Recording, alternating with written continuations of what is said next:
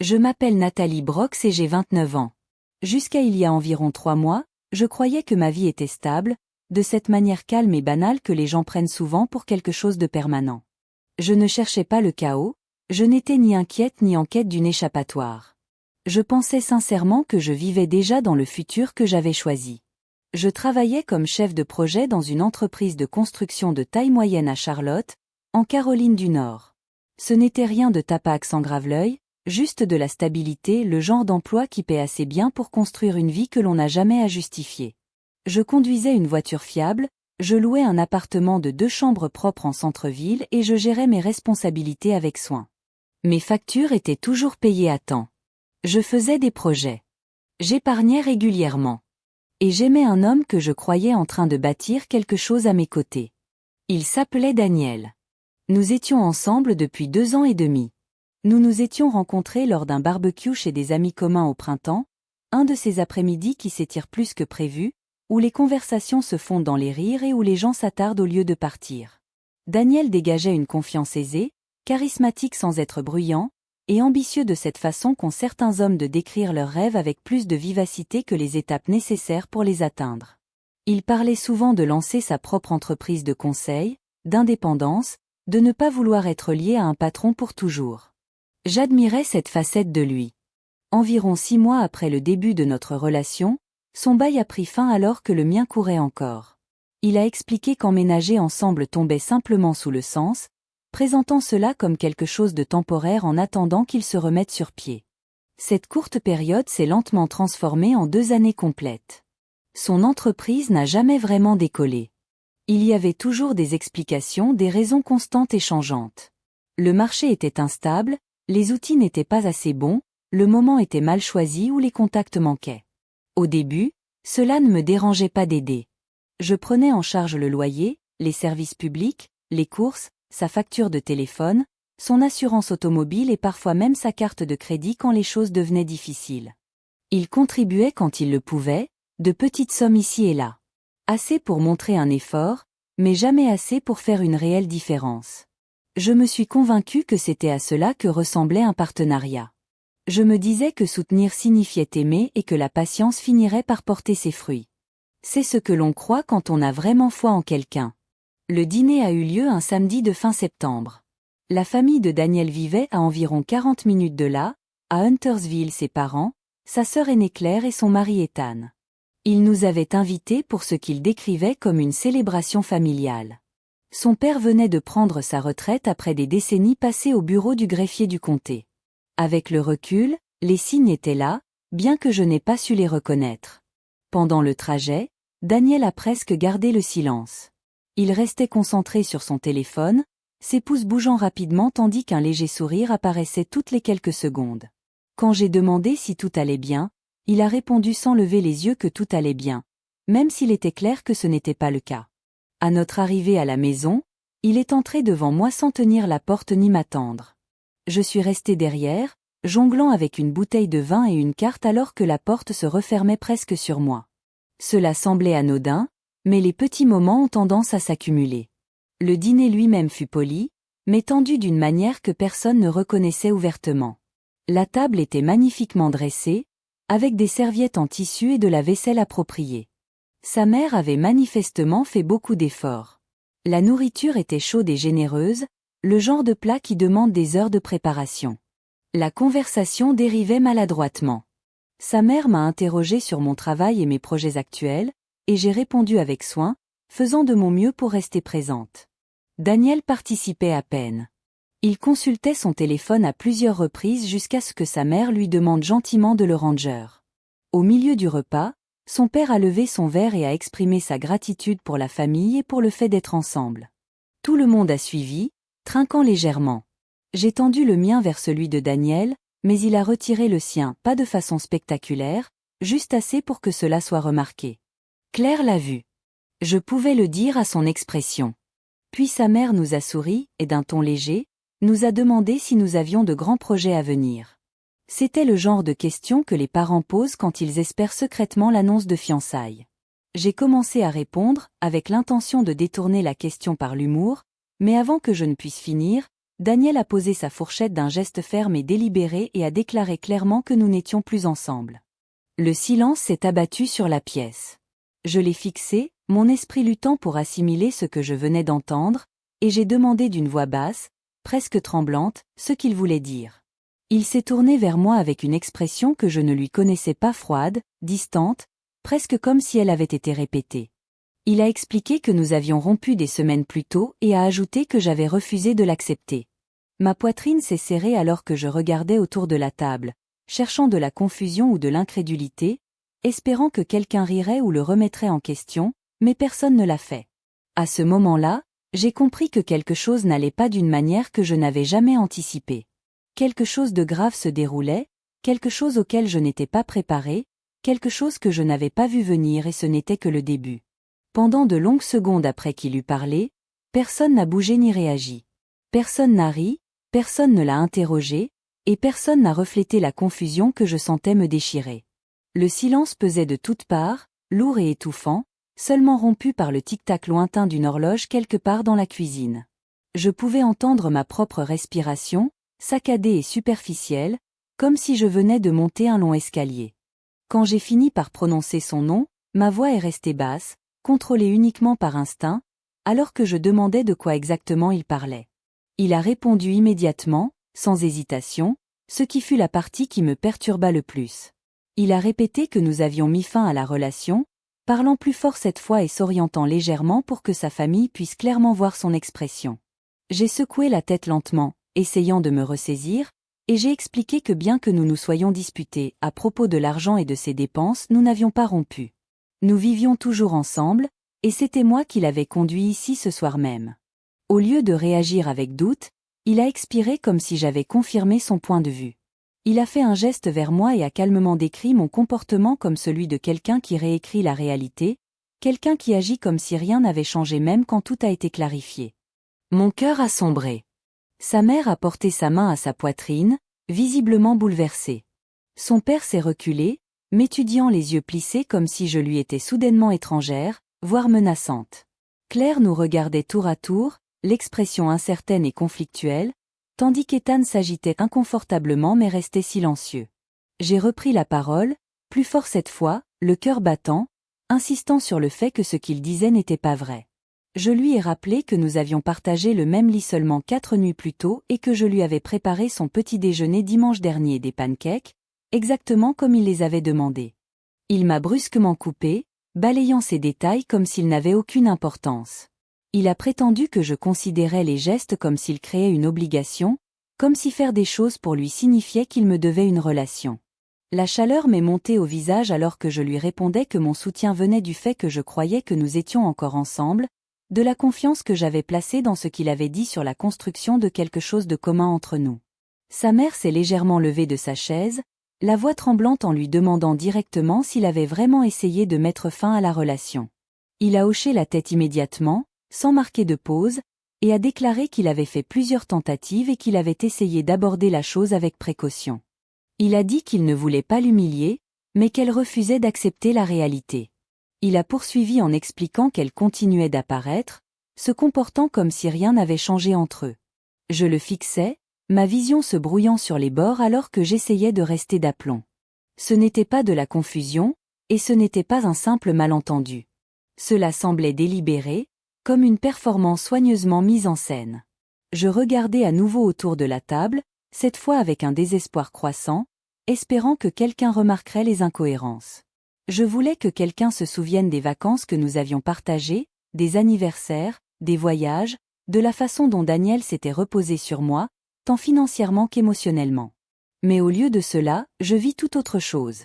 Des visages qui s'ajustaient, remodelant leur compréhension des événements en temps réel. La mâchoire de son père se crispa légèrement avant qu'il ne s'adresse à moi, parlant lentement et avec une prudence mesurée pour me demander si ce que Daniel disait était vrai. La question portait déjà le poids d'une conclusion. Je répondis que non, ma voix tremblant malgré mes efforts pour rester calme, insistant sur le fait que la situation était absurde et que nous n'avions pas mis fin à la relation. Je leur demandai, essayant de donner un sens à tout cela à voix haute, pourquoi je payais encore le loyer si nous n'étions plus ensemble, pourquoi il figurait toujours sur mon assurance, Pourquoi nous partagions encore une vie de toutes les manières concrètes possibles? Avant que je puisse continuer, Daniel m'interrompit à nouveau, sa voix teintée d'une sorte de frustration exercée. Il prétendit que la raison pour laquelle il était encore là était que je ne lui avais pas permis de partir. Il décrivit comment, selon lui, chaque tentative qu'il faisait pour s'en aller se heurtait à des larmes, des promesses de changement ou des rappels de tout ce que j'avais fait pour lui. Il appela cela de la manipulation. Le mot frappa fort. Sa mère réagit par un léger souffle de stupeur. Claire détourna le regard. Ethan se concentra sur son assiette. Je pouvais sentir comment leur perception de moi basculait, me réduisant à quelque chose d'irreconnaissable. J'essayai de répondre, d'expliquer, mais il reprit la parole par-dessus la mienne. Il dit qu'il n'avait pas voulu évoquer cela devant tout le monde, se présentant comme quelqu'un contraint à cette situation par mes actes, comme s'il n'avait pas d'autre choix que de tout révéler. À ce moment-là, je compris quelque chose clairement. Peu importe ce que je dirais, cela ne semblerait pas convaincant. Chaque tentative pour me défendre ne semblait que renforcer la version de moi qu'il présentait. Désespérée, instable, déraisonnable. Mes mains commencèrent à trembler alors que je repoussais lentement ma chaise, les pieds grinçant bruyamment contre le parquet et attirant l'attention de tous. Je forçai ma voix à se stabiliser et dis que je ne comprenais pas ce que cette situation était devenue, mais que je ne resterais pas là pendant que de fausses accusations étaient portées contre moi. Daniel semblait prêt à continuer, peut-être pour pousser les choses encore plus loin, mais je n'attendis pas. Je déclarai que je partais. Sa mère commença à parler, son père s'avança, et Claire eut l'air de vouloir m'appeler, mais je ne leur en donnai pas l'occasion.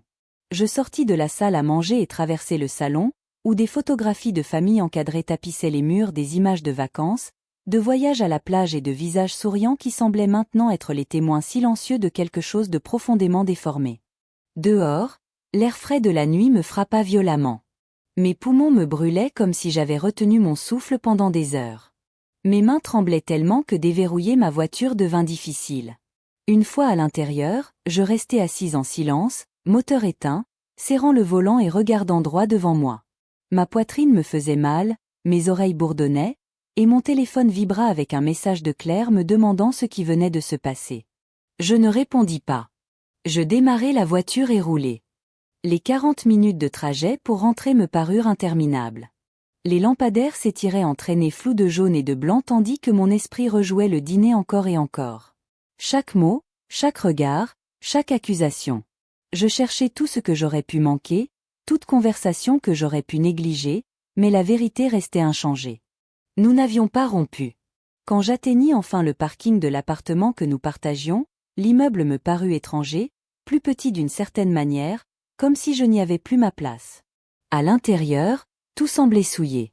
Sa veste pendait sur le dossier d'une chaise. Ses chaussures étaient toujours près de la porte. Son ordinateur portable était ouvert sur la table basse, comme si rien n'avait bougé. Je m'assis sur le canapé et fixai le mur. Le temps passa sans mesure des minutes, peut-être des heures. Ce que je savais, c'est que quelque chose de fondamental avait changé à cette table de dîner. Quoi que Daniel ait prévu, quelle que soit la version des faits qu'il avait l'intention de raconter, j'en subissais déjà les conséquences. Je ne comprenais pas encore tout ce qu'il m'avait pris ni jusqu'où il était prêt à aller. Je ne dormis pas cette nuit-là. Je restai allongé, tout habillé, sur le bord du lit, fixant le plafond tandis que le faible bourdonnement de la ville filtrait par les fenêtres.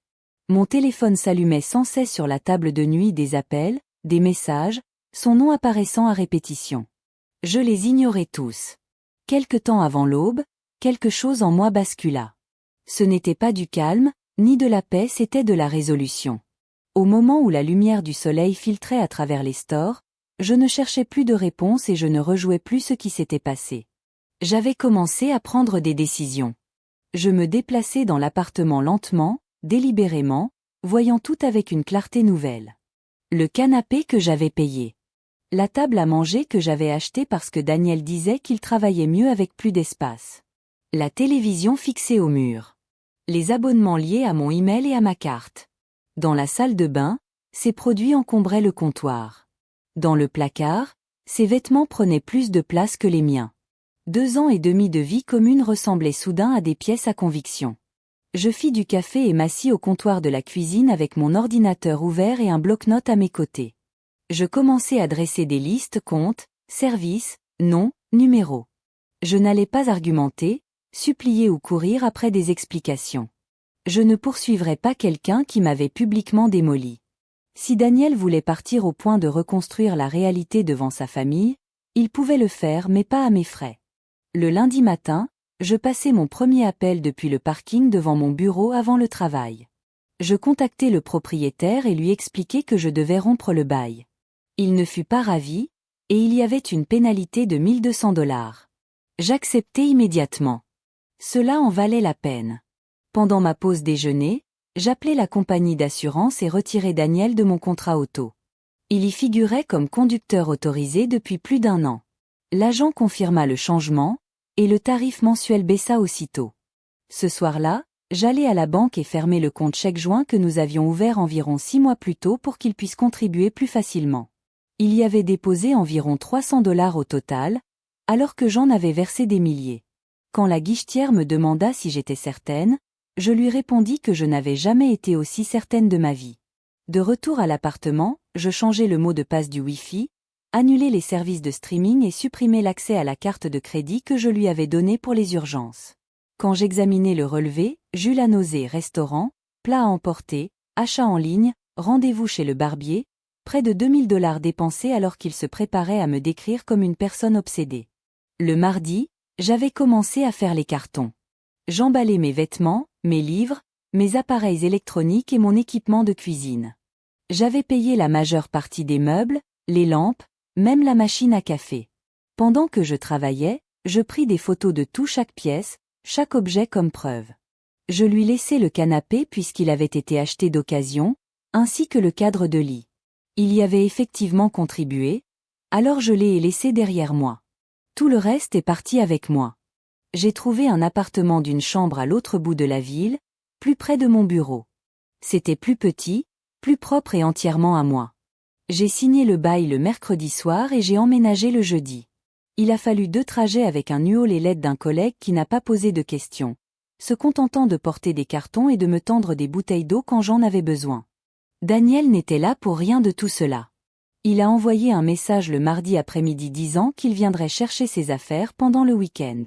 J'ai répondu une seule fois, lui disant de prendre ce qui lui appartenait et que j'étais déjà parti. C'est alors que les appels ont commencé.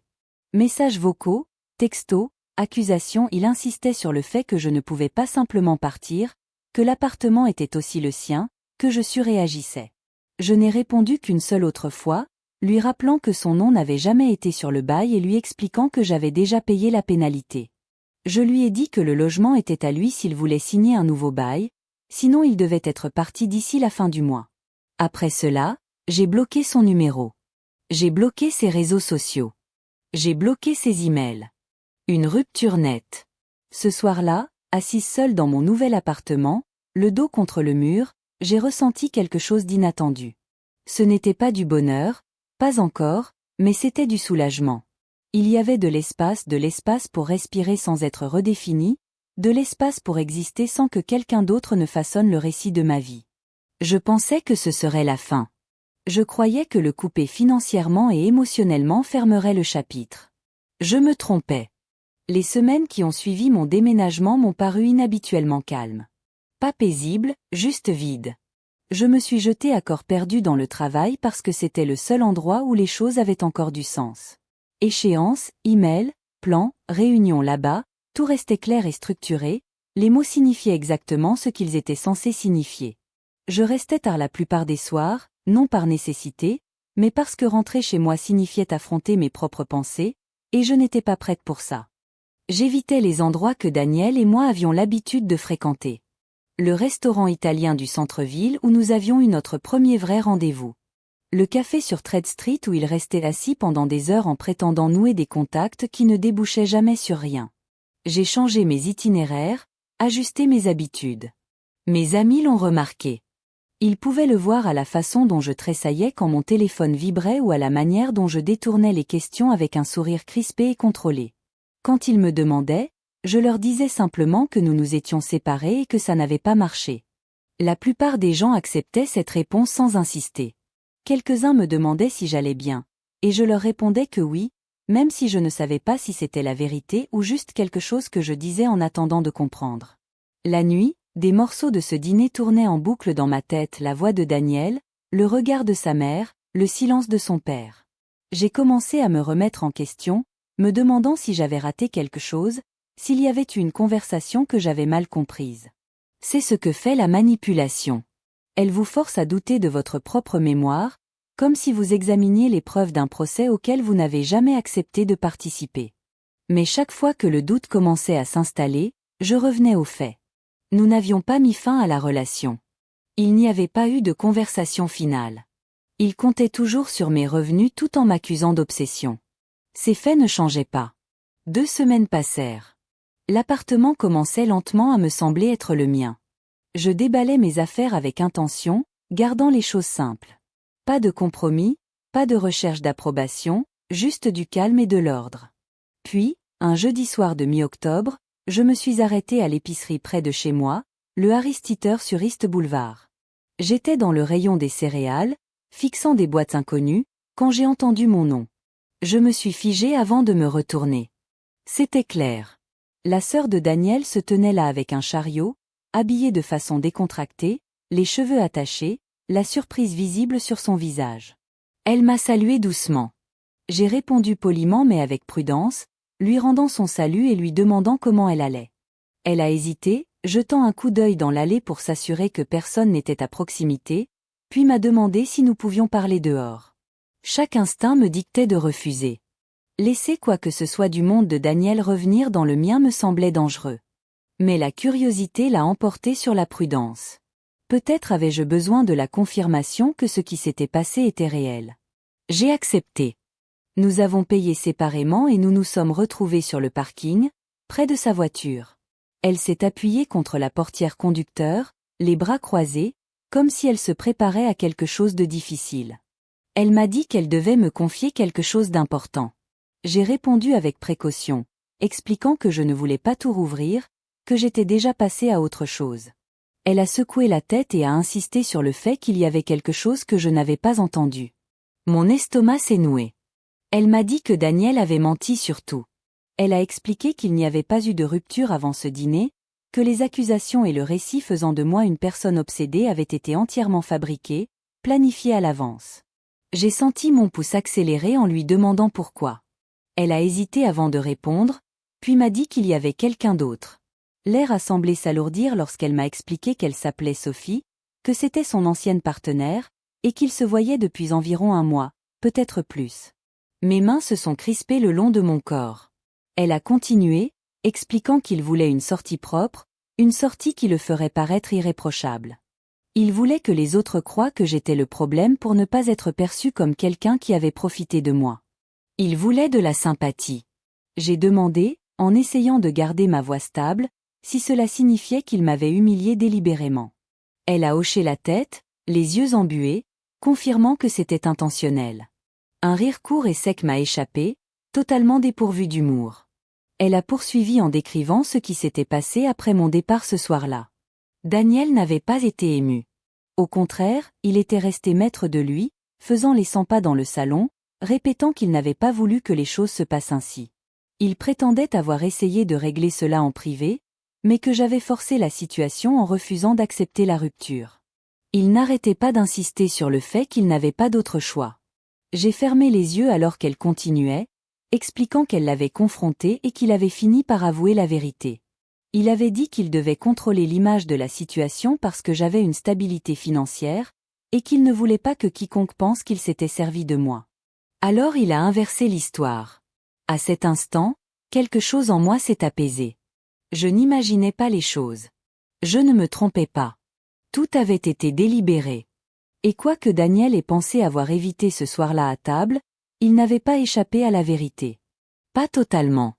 Je n'ai pas répondu tout de suite à Claire. Je suis restée là, sur le parking, après qu'elle eut fini de parler, entourée des bruits lointains des chariots et des portières qui claquent, comme s'ils appartenaient à un monde entièrement différent. Mon corps me semblait pesant, comme si la gravité elle-même avait soudainement augmenté. Après un moment, j'ai hoché la tête, pensant avoir réussi à dire merci, bien que les mots soient sortis automatiquement, détachés de ce que je ressentais réellement. Claire n'a pas essayé de m'enlacer ni de me retenir. Elle m'a simplement lancé un regard qui signifiait clairement qu'elle comprenait que ce n'était pas le genre de choses qu'un simple réconfort pouvait réparer. Puis elle est montée dans sa voiture et est partie. Je suis restée dans ma propre voiture pendant un long moment après cela. Quand je suis enfin retournée à mon appartement, j'ai verrouillé la porte, retiré mes chaussures et me suis assise au bord du lit. Le silence me semblait différent à présent, moins vide, plus tranchant d'une certaine manière. Daniel n'avait pas simplement mis fin à la relation. Il avait échafaudé mon humiliation. Ce dîner n'avait pas été un emportement émotionnel. C'était délibéré. Un cadre contrôlé, le bon public, une histoire placée exactement là où elle se propagerait le plus vite au sein de sa famille. Il avait décidé que je serais le problème bien avant que j'aie la chance de prendre la parole. Je rejouais tout avec une clarté nouvelle. La façon dont il était sur son téléphone pendant le trajet, les légers sourires qu'il tentait de cacher, la façon dont il m'avait devancé chez ses parents comme s'il s'était déjà distancié de moi. La séparation n'avait pas commencé au dîner. Elle avait commencé plus tôt, au moment où il avait réalisé qu'il avait un autre endroit où aller. Sophie, son ancienne partenaire. L'ironie ne m'échappait pas. Il était retourné vers quelqu'un qui le connaissait déjà, ses habitudes, ses insécurités, ses raccourcis. Quelqu'un qu'il n'avait pas besoin d'impressionner, quelqu'un qu'il avait connu avant que la responsabilité ne fasse partie de l'équation. Et pourtant, même alors, il n'avait pas lâché ce que je lui apportais tant qu'il n'était pas certain que sa version des faits tiendrait la route. Ce qui me marquait le plus n'était pas seulement la trahison. C'était son sentiment de légitimité. Il supposait que j'irais bien. Que parce que j'avais de la stabilité, une carrière, une sécurité financière, je pouvais tout absorber en silence. Que ma dignité pouvait plier sans rompre, que j'accepterais l'humiliation et que je disparaîtrais. Il n'a jamais envisagé que le couper de tout n'était pas une vengeance. C'était du respect de soi. Je ne l'ai pas confronté après cela. Pas une seule fois. Il n'y avait plus rien à gagner. Il m'avait déjà montré qui il était quand il se croyait aux commandes.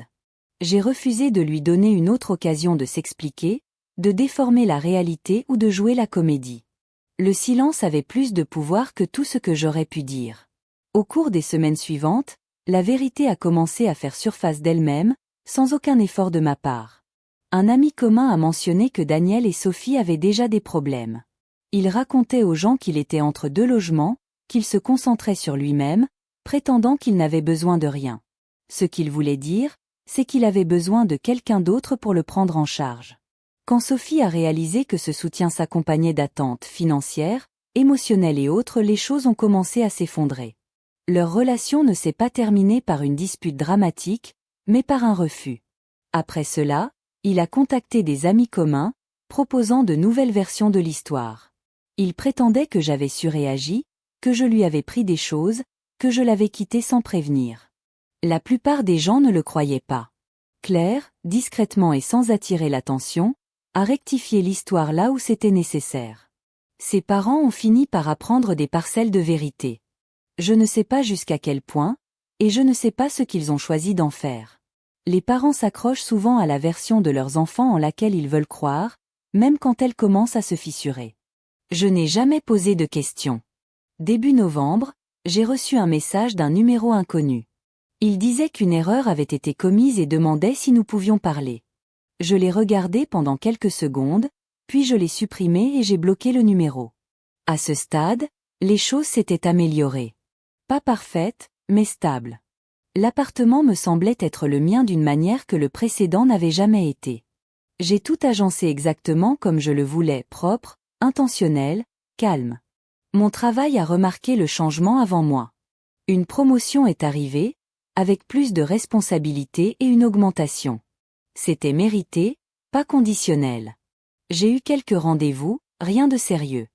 Un homme s'est distingué simplement parce qu'il était posé et terre à accent grave-terre.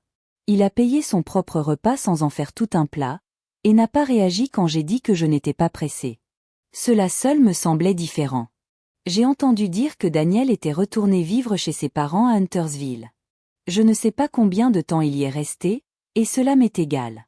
Certains chapitres n'ont pas besoin d'être relus pour être clos.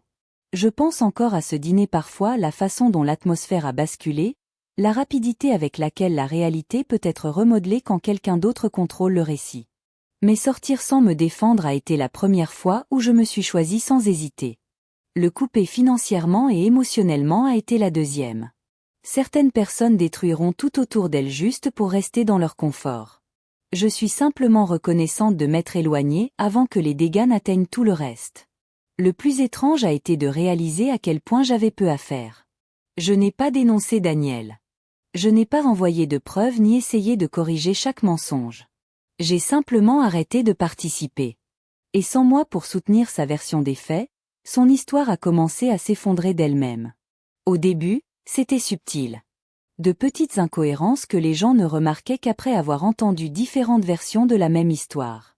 Des dates qui ne correspondaient pas, des détails qui changeaient, des explications qui semblaient répétées plutôt que réelles. Puis les questions ont commencé. Les gens se demandaient pourquoi il avait quitté l'appartement si soudainement si la relation s'était terminée des semaines plus tôt. Ils se demandaient pourquoi toutes les factures étaient à mon nom, pourquoi il avait soudainement besoin d'un endroit où loger. Daniel n'a pas bien géré ces questions. Sans personne à blâmer, sans cible claire vers laquelle rediriger l'attention, il a eu du mal. Sophie avait été son plan de secours, son assurance qu'il ne s'était pas trompé dans ses calculs. Mais elle n'était pas comme moi. Elle posait des questions, gardait ses finances séparées et remarquait les schémas comportementaux. Quand il se plaignait d'avoir été abandonné, elle lui demandait pourquoi. Pour commencer, il s'était senti si à l'aise de compter sur moi. Lorsqu'il a commencé à insinuer qu'il avait besoin d'aide pour une courte durée, elle lui a demandé des détails précis. Lorsqu'il a suggéré d'emménager, elle a refusé. La relation ne s'est pas effondrée de manière dramatique. Au contraire, elle s'est dénouée tranquillement un refus après l'autre, jusqu'à ce qu'il n'y ait plus rien à négocier. Au moment où cela s'est terminé, Daniel était à court d'options. Il est retourné vivre chez ses parents à Huntersville, regagnant la maison et l'allée d'où il s'était enfui avec fracas des années plus tôt, en jurant qu'il ne reviendrait jamais. Je l'ai appris par une connaissance commune. Le ton n'était pas au commérage, c'était simplement factuel, comme si l'on décrivait la météo. L'ami a mentionné qu'il n'allait pas bien, et j'ai choisi de ne pas poser de questions supplémentaires. Claire et moi sommes restés vaguement en contact. Nous échangions des messages toutes les quelques semaines de simples nouvelles, sans revenir sur le passé, sans tenter de tout analyser ensemble. Un après-midi, elle a partagé quelque chose qui m'est resté à l'esprit. Elle a dit qu'il n'arrêtait pas de répéter qu'il ne s'était jamais attendu à ce que je parte aussi nettement, qu'il avait supposé que j'argumenterais ou que j'essaierais d'arranger les choses. J'ai regardé ce message pendant un long moment. Bien sûr qu'il s'attendait à cela. Si j'avais argumenté, il aurait pu remodeler la situation à nouveau. Si j'avais supplié, il aurait pu s'en servir comme preuve. Si j'avais cherché des réponses, il aurait pu me qualifier d'émotive, d'instable, d'incapable de lâcher prise. Partir lui avait enlevé tout cela. En décembre, la plupart des personnes qui comptaient comprenaient suffisamment la vérité pour cesser de poser des questions. Les autres n'avaient plus d'importance. Daniel a fait une dernière tentative pour se réinsérer dans le récit. Un ami commun a mentionné qu'il avait demandé de mes nouvelles, se demandant comment j'allais, disant qu'il espérait qu'il n'y avait pas de rancœur. Quand j'ai entendu cela, j'ai ri, pas de colère, pas d'amertume, juste d'incrédulité. Il n'y avait pas de rancœur. Il n'y avait simplement plus d'accès. Cette différence semblait l'affecter plus que la colère ne l'aurait jamais fait. Il m'est apparu clairement alors que la vengeance aurait été bruyante, temporaire et visible. Ce que j'avais fait était tout autre chose. Je m'étais retiré en tant que ressource, et pour quelqu'un comme Daniel, c'était bien plus dommageable. Au moment où l'hiver s'est installé, l'histoire ne semblait plus aussi vive. Elle existait toujours dans ma mémoire, mais elle ne causait plus de douleur quand j'y pensais. Ma vie avait basculé dans un rythme différent, plus calme, plus délibéré. Les matins m'appartenaient à nouveau. Je me réveillais quand je le voulais, je faisais mon café comme je l'aimais, sans m'adapter à l'emploi du temps ou aux humeurs de quelqu'un d'autre. L'appartement abritait le silence sans pression ni attente. J'ai commencé à remarquer à quel point je donnais mon énergie auparavant. Pas seulement financièrement ou physiquement, mais mentalement. J'avais passé des années à m'ajuster aux incertitudes de Daniel, à ses projets qui ne devenaient jamais réels, à ses besoins constants qui étaient urgents mais jamais résolus. J'avais confondu la patience avec le partenariat et la loyauté avec l'obligation. Sans lui, le déséquilibre est devenu impossible à ignorer. Le travail a continué d'évoluer de manière que je n'avais pas anticipée. La promotion a apporté plus de responsabilités, mais aussi plus de confiance. Mes décisions n'étaient plus remises en question. Les conversations ont changé. Les gens écoutaient différemment. J'ai réalisé que je dirigeais depuis longtemps, je n'avais simplement pas reconnu toute l'énergie que j'utilisais pour soutenir quelqu'un d'autre en même temps. Les rencontres restaient occasionnelles. J'acceptais les invitations quand j'en avais envie et je les déclinais quand ce n'était pas le cas, sans explication ni culpabilité. Un soir, après un deuxième rendez-vous qui s'était terminé par des rires faciles et la compréhension mutuelle que ni l'un ni l'autre ne pressait les choses, je suis rentrée seule et j'ai remarqué quelque chose de nouveau. Le contentement. Pas de l'excitation, pas de la distraction, juste un calme contentement. Daniel s'est progressivement effacé de ma vie d'une manière que je n'avais pas prévue. Je pensais qu'il y aurait plus de colère, plus de ressentiment persistant, mais la vérité était plus simple que cela. Il n'avait plus d'importance. J'ai cessé de prendre des nouvelles via nos liens communs, j'ai arrêté de me demander qui savait quoi, j'ai cessé d'imaginer des explications que je ne donnerais jamais. La version de moi qui avait besoin de la validation de sa famille n'existait plus. Une nuit, alors que je rentrais tard en voiture, une chanson que nous écoutions souvent est passée à la radio. J'ai attendu l'inconfort familier, mais il n'est jamais venu. Au lieu de cela, j'ai pensé à la personne que j'étais à cette table de dîner, assise bien droite, essayant de rester raisonnable, essayant de m'expliquer devant des gens qui avaient déjà choisi leur camp. Ce que j'ai ressenti alors s'apparentait à de la compassion. Elle ne comprenait pas encore que partir sans se défendre deviendrait le tournant décisif. Que le silence pouvait être une force. Que partir sans chaos serait la seule chose dont il ne se remettrait jamais. J'ai éteint la musique et j'ai continué à rouler. Cette partie de ma vie était terminée non pas parce qu'elle avait été effacée, mais parce qu'elle ne me définissait plus. Je ne crois pas que la conclusion arrive d'un coup. Elle apparaît discrètement, dans des moments que l'on n'annonce pas. Le premier jour où l'on réalise que l'on a passé du temps sans penser à eux. Le moment où leur nom devient juste un nom, sans émotion attachée. Début décembre, j'ai compris quelque chose que je n'avais pas vu auparavant. Ce qui s'est passé lors de ce dîner n'était pas simplement une rupture qui avait mal tourné. C'était un test. Daniel testait le degré d'humiliation que j'accepterais pour maintenir la paix, la part de réalité que je remodèlerais pour protéger son image, la part de moi-même que je sacrifierais s'il présentait tout comme un malentendu plutôt que comme une trahison. J'ai échoué à ce test de la meilleure façon possible. Je suis partie. Je n'ai pas élevé la voix. Je n'ai pas supplié. Je ne me suis pas battue pour une version de moi-même que quelqu'un d'autre avait déjà choisi de rejeter. Cette décision s'est répercutée dans d'autres parties de ma vie. Au travail, j'ai arrêté de trop m'expliquer. Dans mes relations, j'ai arrêté de compenser. Dans mes propres pensées, j'ai arrêté de réécrire mes instincts juste pour paraître plus raisonnable. J'ai de nouveau confiance en moi. J'ai entendu dire plus tard que Daniel raconte encore l'histoire de temps en temps. Pas de façon dramatique, mais de façon sélective. Une version plus douce à présent, une version où les choses étaient mutuelles, où les circonstances étaient compliquées, où personne n'était vraiment en faute. C'est très bien ainsi. Les gens comme lui ont besoin d'une version des faits avec laquelle ils peuvent vivre. Pas moi.